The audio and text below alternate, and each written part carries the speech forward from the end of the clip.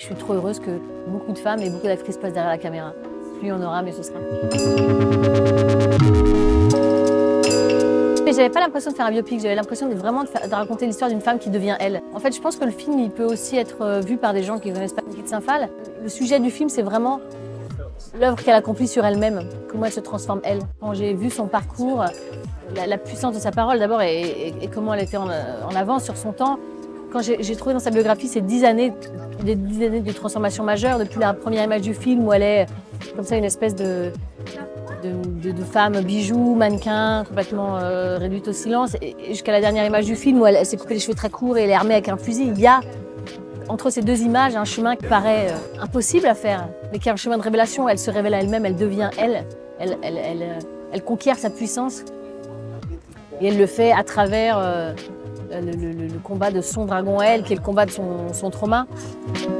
De la même manière que Niki a fait un trajet pour devenir elle, et que ça c'est le sujet du film. Moi j'ai vraiment fait un trajet il y a 10 ans. J'avais besoin de transformer des choses dans ma vie, et aujourd'hui en fait cette transformation se matérialise avec la sortie de Niki, et franchement c'est assez bouleversant. Moi je pense qu'on a tous nos dragons à affronter dans la vie, hein. On peut tous évoluer, et son dragon à elle c'est cet inceste. Vous parlez de santé mentale, mais en effet quand les gens me disent est-ce qu'elle était folle, moi je réponds en fait on sait maintenant que ce qu'elle vit, ce sont les conséquences normales post-traumatiques de ce genre de trauma, de violence sexuelle. Elle est écrasée par la maladie, les conséquences sont physiques, psychiques.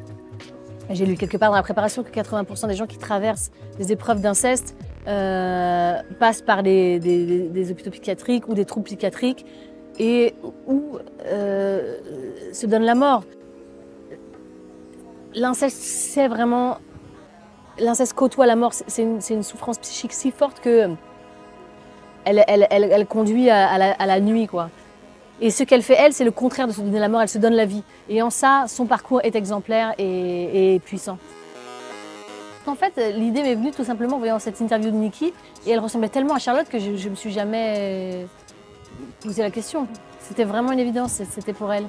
Le fait que Charlotte soit une artiste, en effet, le fait qu'elle soit cinéaste, comme l'est devenue Niki, cette sorte de trajet qu'elle a aussi accompli pour devenir elle, pleinement.